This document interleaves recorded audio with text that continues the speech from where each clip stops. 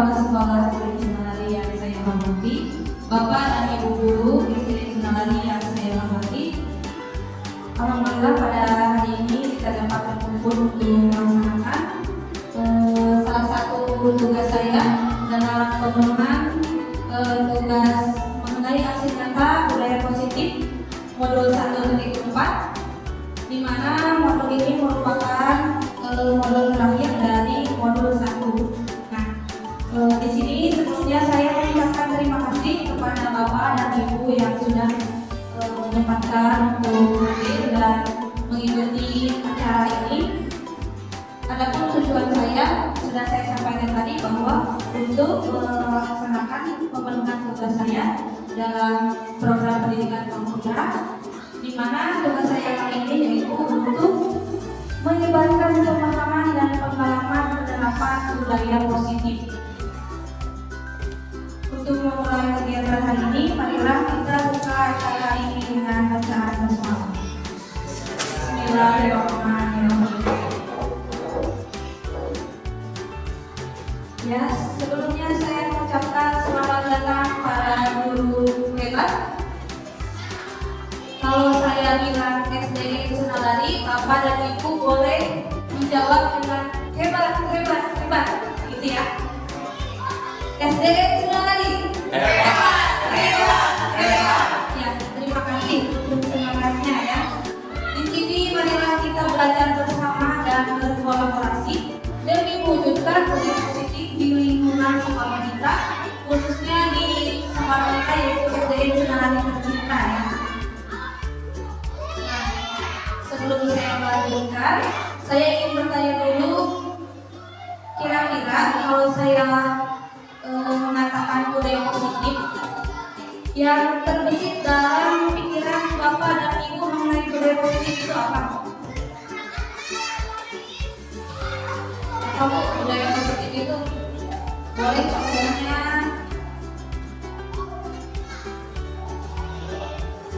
belajar, apalagi menyanyi, boleh, apalagi budaya positif itu penanaman karakter. Ya, budaya positif dari jawaban yang Bapak dan Ibu berikan merupakan jawaban-jawaban hebat yang bisa kita tuangkan dalam sebuah kesimpulan bahwa budaya positif merupakan perwujudan dari nilai-nilai atau keyakinan universal yang diterapkan di sekolah. Keyakinan universal itu banyak ya Bapak Ibu. Misalnya bertanggung jawab, mandiri, jujur, seperti itu ya.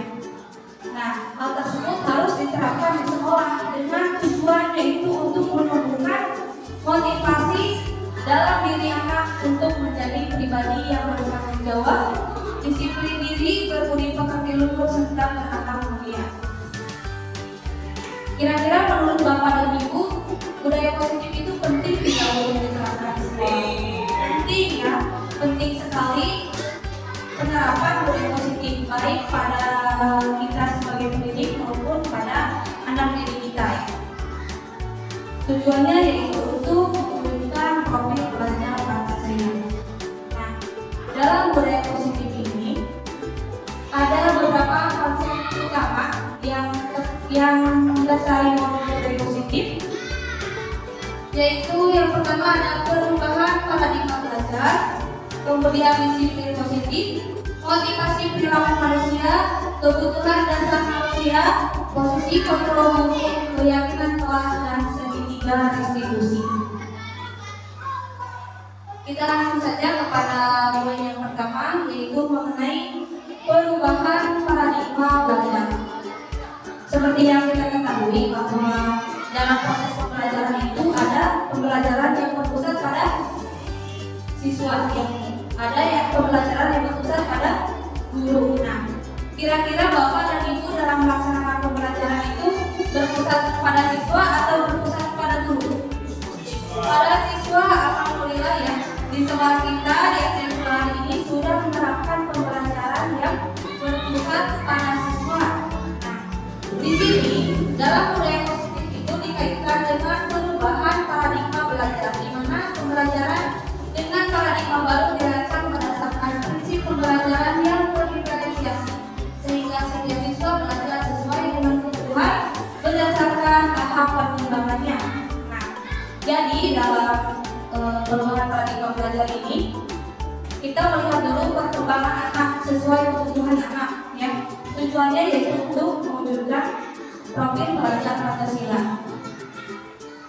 Profil pelajar Pancasila ini merupakan hal yang sudah sering kita dengar, ya, di mana profil pelajar Pancasila itu mencakup 6 aspek. Yang pertama yaitu beriman dan bertakwa kepada Tuhan Yang Maha Esa, kemudian berkebinekaan global, bergotong royong, kreatif, bernalar kritis, dan mandiri.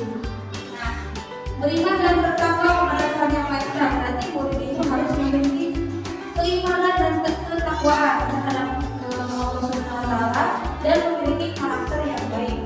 Kemudian untuk berkebinekaan global bisa dikaitkan dengan kebudayaan kita yang memiliki ragam budaya yang banyak. Namun di sini murid harus memiliki kebudayaan yang sesuai dengan nilai-nilai yang ada di Indonesia, ya. Kemudian bergotong royong itu tidak harus pada kegiatan kebersihan, ya, tapi misalnya bergotong royong itu dalam bekerja sama di kelas, misalnya kerjasama antar teman, bisa saja kerjasama antara guru dengan siswa, itu juga aspek gotong royong. Kemudian kreatif, siswa diharapkan memiliki rasa ingin mencoba hal-hal yang baru, jadi tidak itu saja. Kemudian bernalar kritis, selalu memiliki rasa ingin tahu, ya. Dan mandiri, yaitu dapat memiliki keinginan belajar tanpa didorong atau disuruh-suruh oleh guru. Bapak Ibu tahu tidak lagu profil pelajar Pancasila? Pernah mendengar? Pernah, ya, sudah hafal, ya. Kira-kira seperti ini. Belajar Pancasila, beriman dan bertakwa pada Tuhan Yang Esa, dan berakhlak mulia, berkebinekaan global, gotong royong mandiri, kreatif dan bernalar kritis, ya. Seperti itu, ya. Saya kira Bapak dan Ibu juga sudah hafal lagu tersebut, ya. Jadi selain hafal lagunya, semoga kita juga dapat mewujudkan profil pelajar Pancasila itu pada diri murid-murid kita. Selanjutnya yang kedua yaitu mengenai disiplin positif. Disiplin itu apa sih, Pak? Disiplin itu apa, ya?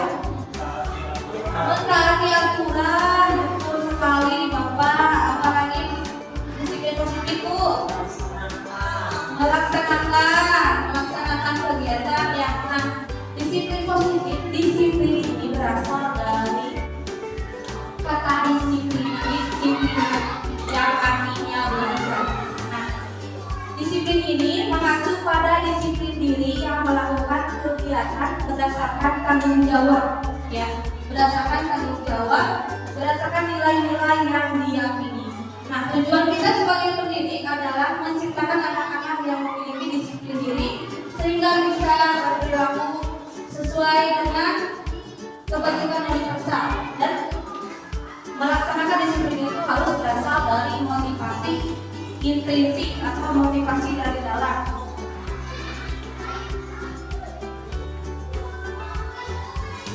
Nah, misalkan kita beri contoh untuk diri kita sendiri sebagai pendidik. Besok hari Senin, saya harus melaksanakan upacara bendera. Jadi tidak bisa, saya tidak bisa bangun kesiangan karena harus melaksanakan upacara bendera. Caranya dengan apa? Dengan tidur lebih awal, bangun pagi-pagi, ya. Kemudian melaksanakan upacara dengan baik. Nah, itu juga termasuk motivasi dalam diri kita. Nah, bagaimana kalau dikaitkan dengan murid? Nah, murid juga terkadang murid itu dalam melaksanakan kegiatan rutinitas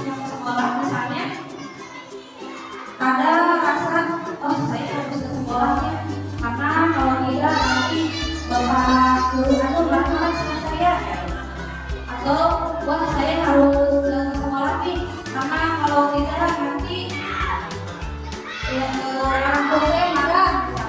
Wah saya harus tidur cepat nih, karena nanti saya kesiangan ya. Nah tapi motivasi itu beda-beda ya kalau untuk diri anak. Jika anak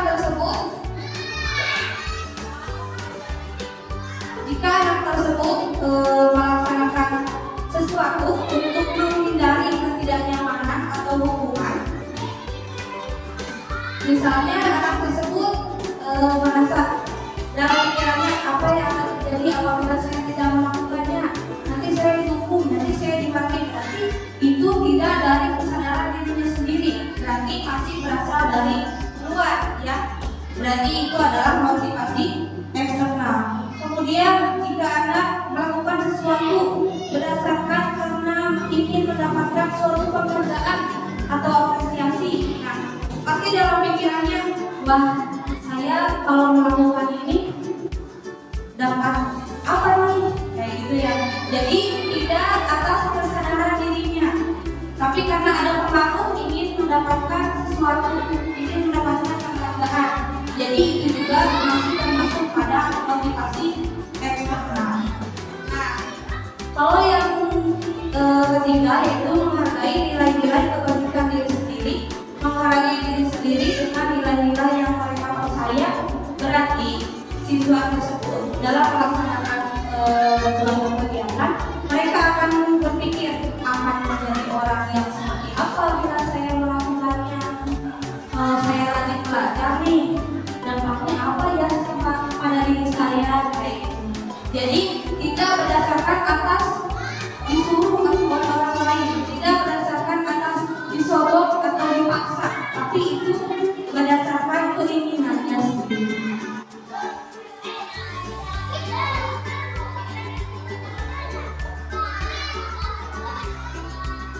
Adapun di sini konsep disiplin yang berkaitan dengan motivasi perilaku manusia.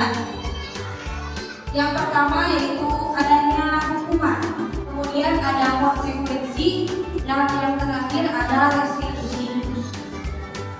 Sebelum saya mengikuti pendidikan guru penggerak ini, saya sebenarnya tidak tahu ada restitusi. Yang saya tahu cuma hukuman dan konsekuensi saja. Ya. Namun di sini hukuman, konsekuensi, dan restitusi itu pelaksanaannya berbeda ya. Contohnya kita memiliki kasus untuk anak yang tidak mengerjakan PR, misalnya ya. Ada anak tidak mengerjakan PR. Kalau kita melaksanakan hukuman itu kan tidak terencana atau tiba-tiba. Murid tidak tahu apa-apa yang akan terjadi, kemudian bersifat satu arah. Nah, misalnya ada nih siswa yang tidak mengerjakan PR, karena bersifat satu arah dan tidak terencana, maka dengan spontan guru tersebut akan, kenapa kamu tidak mengerjakan PR?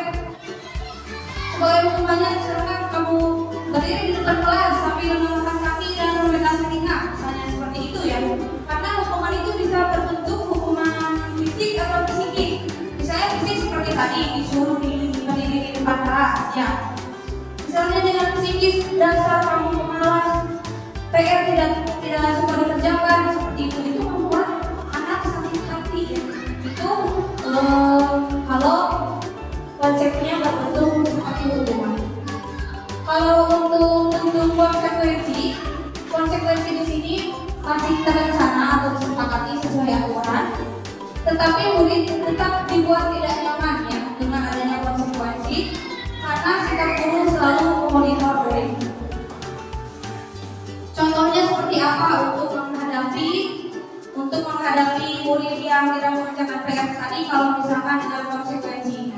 Kalau dengan konsekuensi seperti ini, misalnya muridnya tidak mengerjakan PR, pasti gurunya berbicara seperti ini, kamu kan tidak mengerjakan PR, kamu tahu kan konsekuensinya kalau kamu tidak mengerjakan PR itu seperti apa?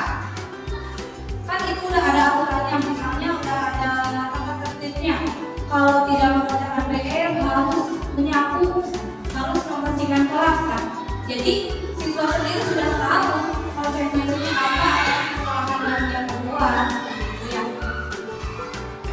Jadi di sini guru atas setiap usaha yang murid lakukan.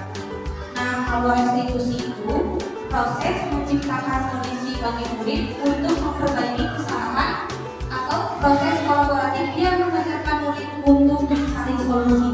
Jadi, kalau dalam restitusi ini menghadapi murid yang memiliki masalah, contohnya tidak mengerjakan PR tadi, jadi siswanya diajak berkomunikasi dulu.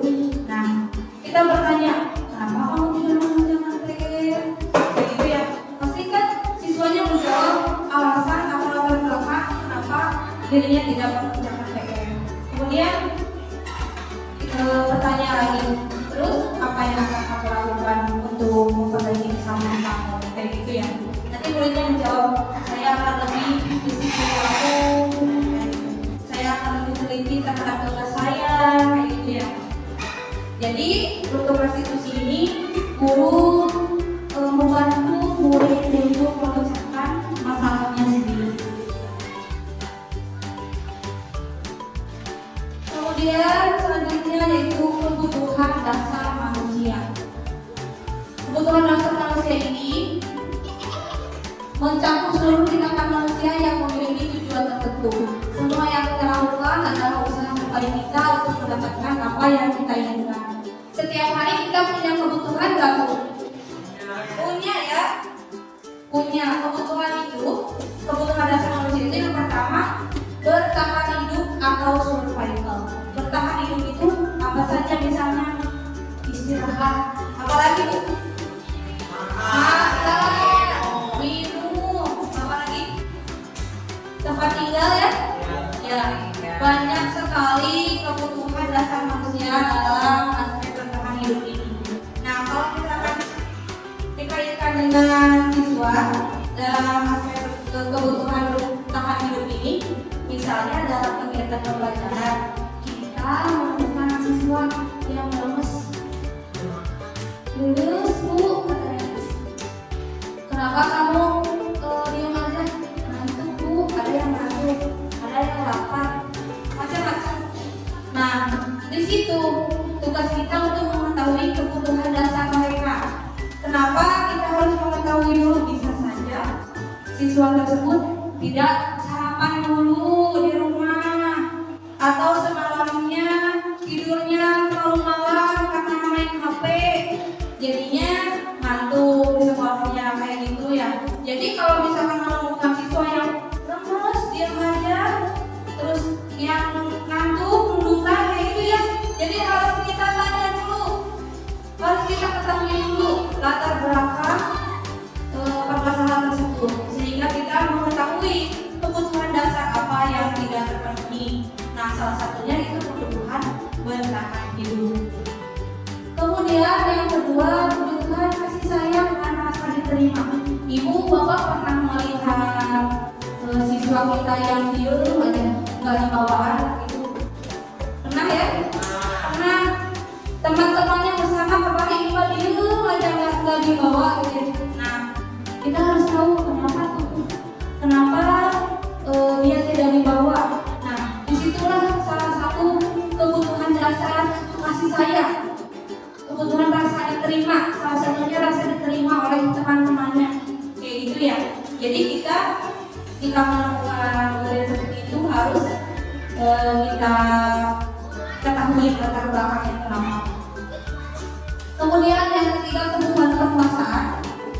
Untuk kebutuhan penguasaan ini dalam gaya belajar itu kan banyak ya, Bu. Ada gaya belajar auditori, ada gaya belajar visual, ada gaya belajar kinestetik. Nah, kita harus memperhatikan nih, tidak bisa misalnya kita sama saja ya, tapi harus berdasarkan pada kebutuhan siswa itu sendiri ya. Misalnya dalam belajar, siswa ada yang mau di depan saja, ada yang mau selalu tampil, nah kayak gitu juga bisa saja kebutuhan dasar penguasaannya tidak terpenuhi. Kemudian kebebasan. Nah, kebutuhan kebebasan itu bisa salah satunya adalah kebutuhan belajar. Misalnya siswa memilih sendiri kebutuhan belajarnya seperti apa, Bu, pengen praktek, misalnya kayak gitu ya.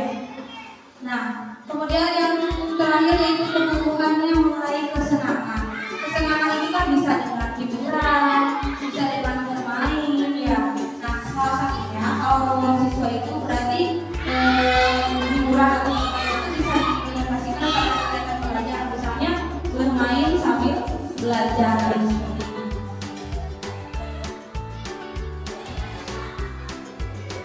Selanjutnya yaitu posisi kontrol guru.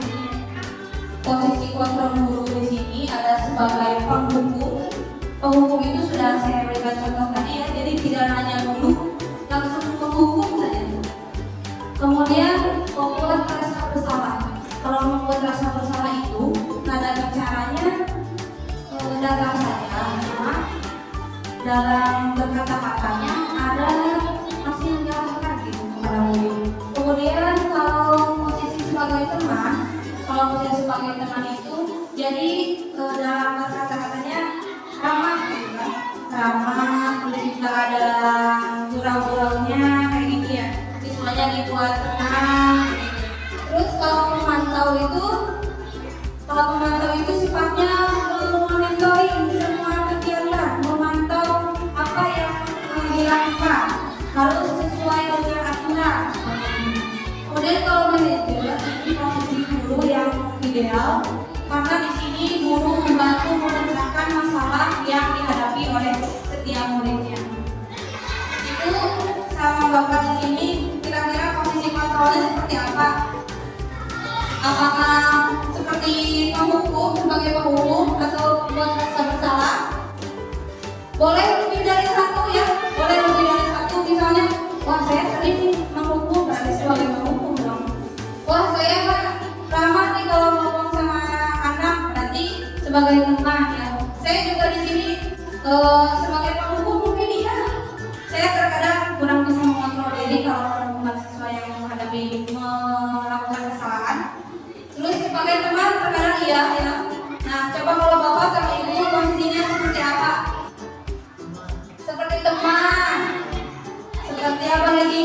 Penghukum ada ya. Justru sebelum saya mengikuti program guru penggerak ini, saya pikir bahwa penghukum atau posisi guru sebagai penghukum itu adalah posisi yang paling baik, posisi yang paling cepat.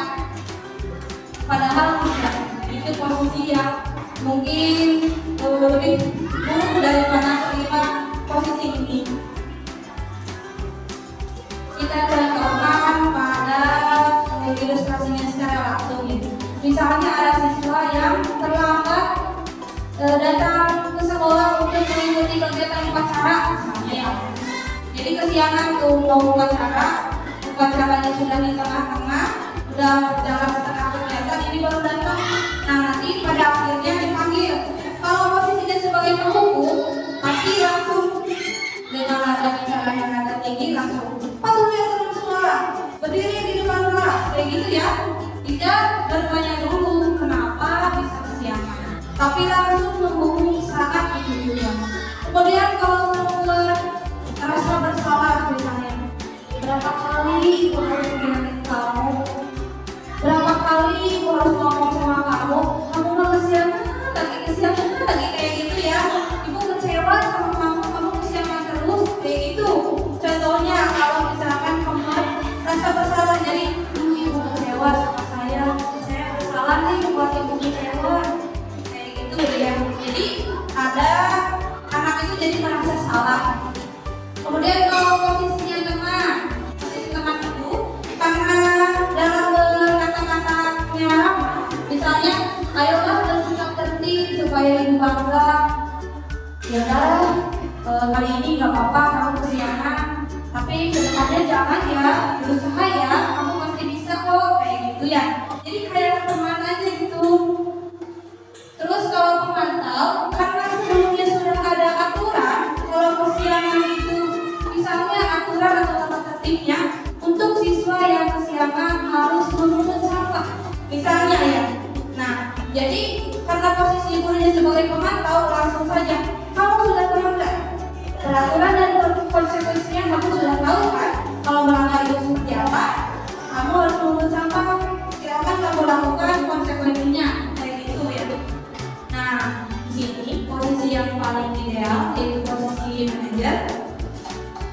Kalau posisi manajer itu katanya dengan baik ya, latar belakang atau permasalahan yang terjadi itu kan disebabkan karena apa? Misalnya kamu tahu kan kesalahan kamu gitu ya.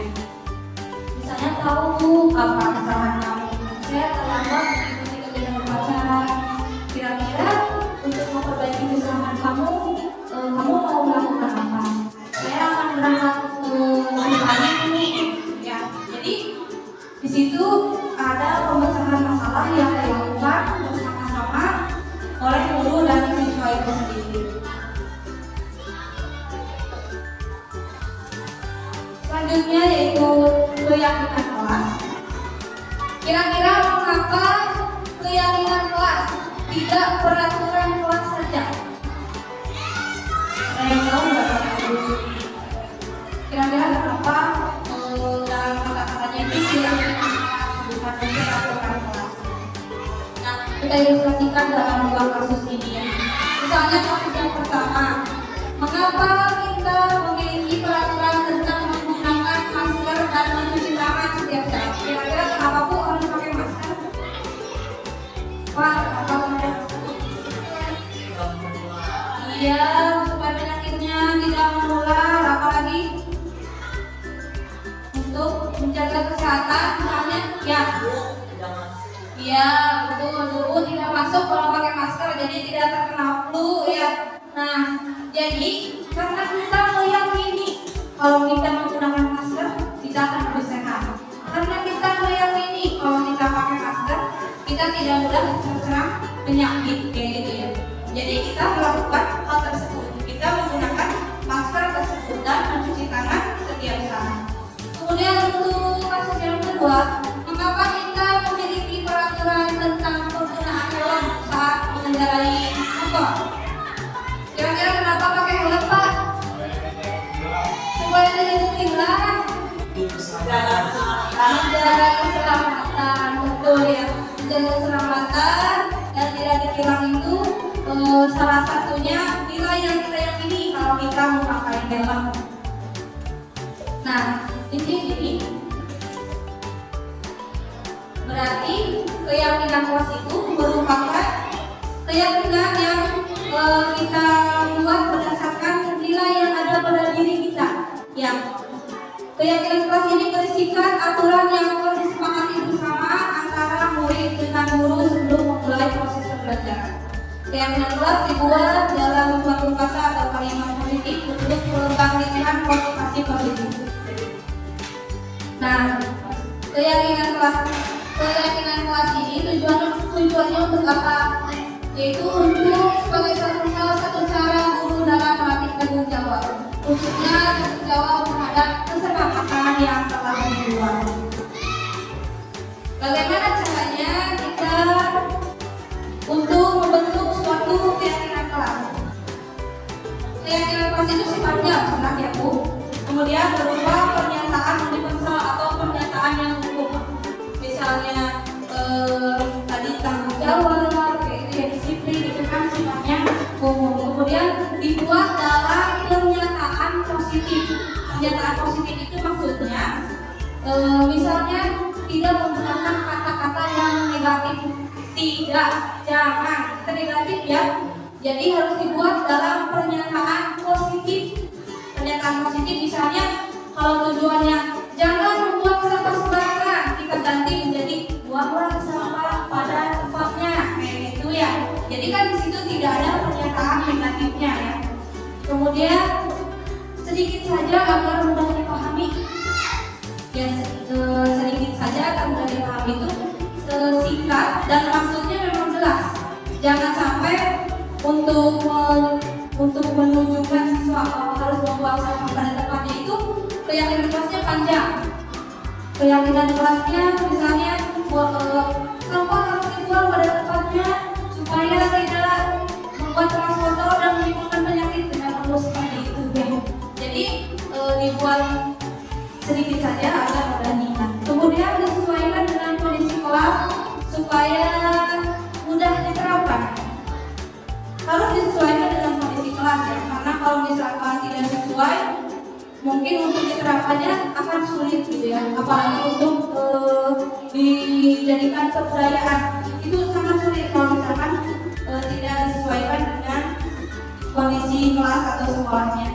Kemudian semua warga sekolah atau warga kelas dilibatkan saat membuat keyakinan kelas. Nah, saya udah bikin ya keyakinan kelas di kelas saya. Misalnya dengan seluruh siswa itu kan harus berkumpul dulu di kelas. Kemudian menuliskan keyakinan kelas seperti apa yang mereka inginkan. Boleh di kertas berwarna-warni seperti ini ya Bapak Ibu. Misalnya setiap siswa menulis apa saja yang mereka inginkan di kelas itu seperti apa, ditulis di sini. Nah, boleh setelah itu dikumpulkan di papan tulis semua, dikumpulkan di papan tulis. Nah, setelah semua menuangkan apa yang dia yakini, boleh kita mensortir bareng-bareng, mensortir bersama. Kan ada tuh yang sama keyakinan kelasnya, misalnya kalau sama pada tempatnya ada 10 misalnya, nggak mungkin dong ditempel semua. Jadi kita boleh membuangnya dan menyisakan satu saja karena itu maksudnya sama ya. Nanti kalau sudah semua, lalu kita buat si keyakinan kelas itu pada suatu tempat dan ditempelkan di dinding kelas misalnya, atau di tempat-tempat yang sering terlihat ya. Untuk apa? Untuk selalu menerima, untuk dapat diterapkan bersama ya. Kemudian ada segitiga restitusi, di mana segitiga restitusi ini merupakan suatu proses dialog yang dijalankan oleh guru agar dapat menghasilkan murid yang mandiri dan bertanggung jawab. Tadi saya sudah sampaikan sebelumnya kalau restitusi itu lebih kepada membantu anak menemukan masalah ya. Jadi harus ada dialog dulu dalam segitiga restitusi ini. Kalau menghadapi masalah itu harus berdialog dengan siswa, mengetahui latar belakang masalahnya, kemudian baru memecahkan masalah bersama-sama. Jadi ada tahapannya ya segitiga restitusi ini. Tahapannya yaitu yang pertama menstabilkan identitas, kemudian validasi tindakan yang salah dan menanyakan keyakinan. Dalam tahap yang pertama yaitu menstabilkan identitas, yaitu berdasarkan prinsip membuat kesalahan adalah bagian dari proses pembelajaran. Nah, di sini karena berdasarkan bahwa kita harus menyadarkan siswa kalau berbuat salah itu adalah proses dari belajarnya, maka boleh dengan mengajukan pertanyaan-pertanyaan kepada siswa saat kita berdialog itu. Misalnya kayak gini ya, bukan pertanyaan sih, pernyataan. Misalnya kayak gini, berbuat salah itu tidak apa-apa kayak gini. Bapak Ibu juga pernah kok melakukan kesalahan kayak gitu. Kalau misalkan yang lain bisa dengan nggak apa-apa nak, berbuat kesalahan itu manusiawi kok kayak gitu ya. Jadi ada pernyataan yang membuat siswa tenang gitu. Tenang, menstabilkan identitasnya dulu ya. Kemudian yang kedua itu validasi tindakan yang salah. Berdasarkan prinsip setiap perilaku atau tindakan yang dilakukan adalah untuk memenuhi kebutuhan tertentu. Jika kita tolak anak yang sedang berbuat salah, maka dia akan tetap menjadi bagian dari masalah. Namun bila kita memahami alasannya melakukan sesuatu, maka dia akan merasa dipahami. Nah, jadi di sini kita memvalidasi tindakan mereka ya. Misalnya, kamu pasti punya alasannya kan, kenapa kamu berbuat demikian, kayak gitu ya. Jadi harus ada menanyakan latar belakang dari permasalahan tersebut. Salah satunya itu jadi menanyakan alasannya kenapa membuat kesalahan tersebut. Kemudian menanyakan keyakinan, yaitu berdasarkan pada teori kontrol bahwa kita pada dasarnya termotivasi secara intrinsik. Nah, misalnya sudah diketahui nih masalahnya seperti apa. Jadi kalau menanyakan keyakinan itu seperti ini misalnya. Lalu apa yang akan kamu lakukan untuk memperbaiki kesalahan ini? Kamu tahu kan keyakinan kelas yang sudah kamu langgar, misalnya kayak gitu ya. Jadi mengingatkan kembali pada keyakinan kelas dan mencoba membantu siswa untuk memecahkan masalahnya sendiri.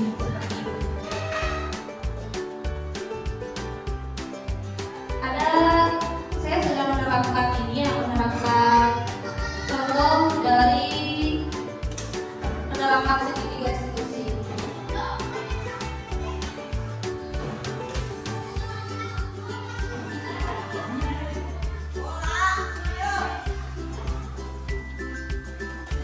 Yang ini dialog saya dengan siswa ketika saya melaksanakan segitiga restitusi dalam menghadapi masalah yang dihadapi oleh siswa. Jadi di sini saya bertanya, kenapa siswa tersebut tidak mengerjakan PR, apa alasannya, kemudian saya jelaskan apa yang telah dia langgar dan apa yang akan dia lakukan untuk memperbaiki kesalahannya ya. Seperti itu kurang lebih.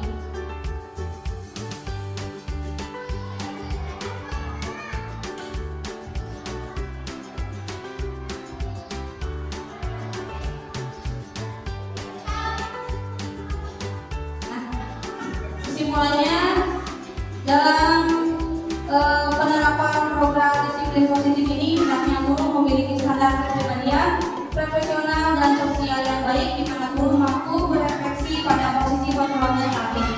Bagaimana perjalanan dirinya sebagai seorang kamu dalam posisi manajer yang menuntun murid-muridnya menjadi insan yang mandiri, merdeka dan bertanggung jawab. Nah, Bapak Ibu masih semangat? Sudah ngantuk ya? Sudah ngantuk. Nah, sekarang barangkali Bapak dan Ibu ada yang ingin memberikan refleksinya mengenai apa yang sudah saya sampaikan. Silakan Bapak Ibu ada yang ingin merefleksikan atau mengungkapkan apa yang telah kita bahas pada hari ini.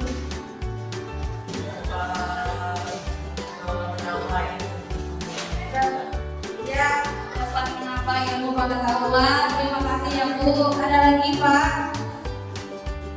Itu kalau mungkin kan tadi ada 5 ya. Ya.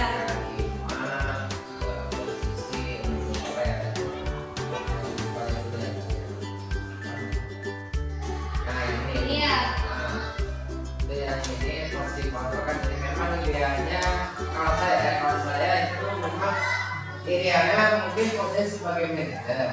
Ya. Karena menurut saya kalau anak itu berbeda-beda. Kadang ada yang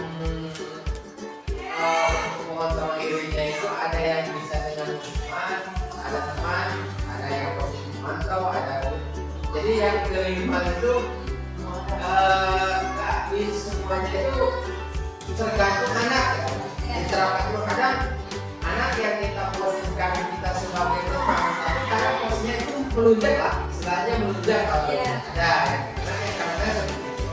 Tapi ada juga anak yang memang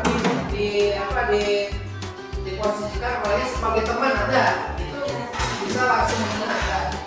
Jadi mungkin yang 5 ini tetap harus diterapkan, memang tergantung karakter anak, walaupun memang tidak banyak juga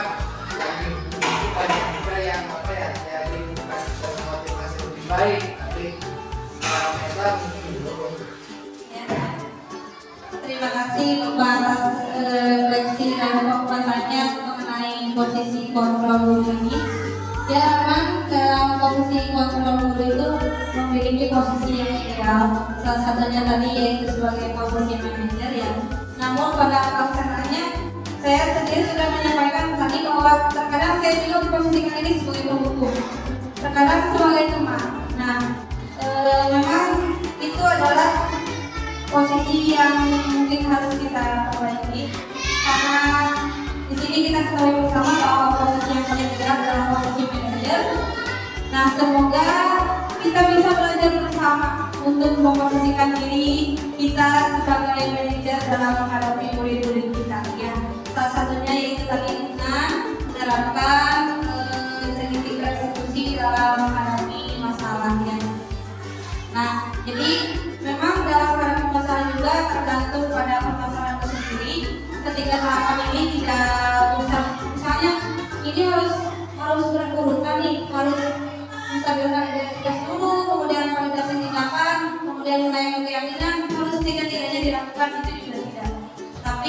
boleh dilakukan tergantung masalah yang dihadapi.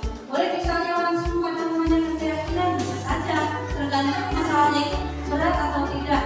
Ya, seperti itu. Penyelesaiannya memerlukan lebih atau banyak atau tidak. Ya, semoga apa yang kita pelajari, apa yang kita diskusikan hari ini dapat memberikan manfaat kepada kita semua. Semoga kedepannya kita dapat bersama-sama, bekerja sama, berkolaborasi untuk mewujudkan peserta didik yang memiliki disiplin positif, terutama pada diri kita sendiri sebagai pendidik, dan dapat kita terapkan kepada peserta didik kita.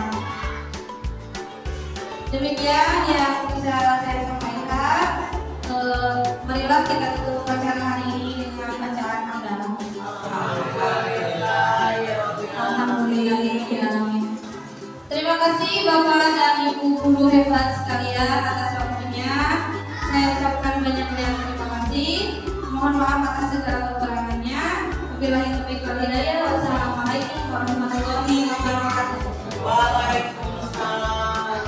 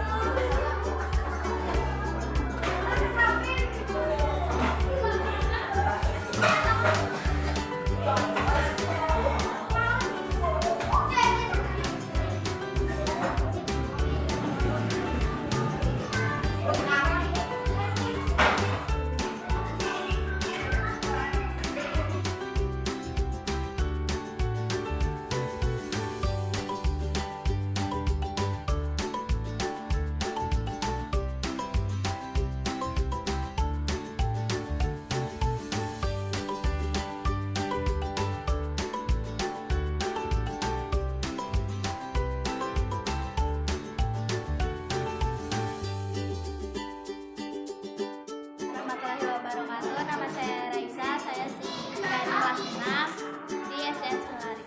Perkenalkan, nama saya Daniel, kelas 6 SDN Senulari. Perkenalkan, nama saya Siti, kelas 6 SDN Senulari.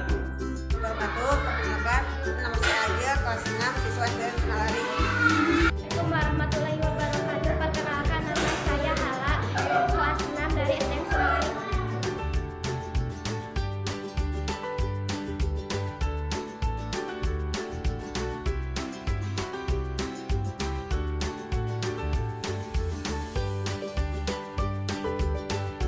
Seru sekali. Saya senang sekali. Saya sangat gembira. Senang sekali. Saya merasa sangat senang.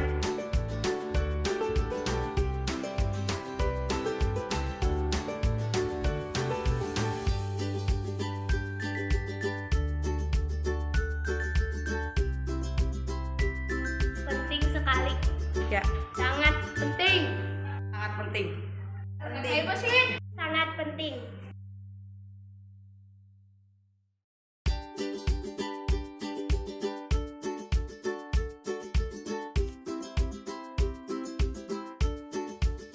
Jadi bisa lebih baik lagi. Dan lebih bertanggung jawab.